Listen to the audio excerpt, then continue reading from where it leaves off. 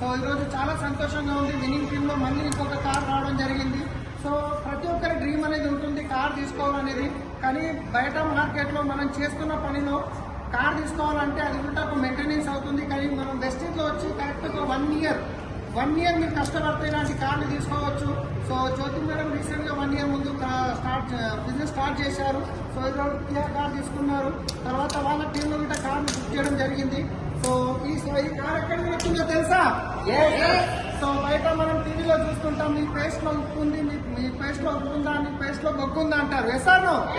కానీ మన పేస్ట్ లో ఉప్పు ఉంది, బొగ్గు ఉంది, దాంతో పాటు కార్లు ఉన్నాయి, లగ్జరీ హౌసెస్ ఉంది, లక్షల్లో ఇన్కమ్ ఉంది. ఎవరైతే మీకు ఈ వీడియో పంపిస్తున్నారో వాళ్ళతో మాట్లాడండి.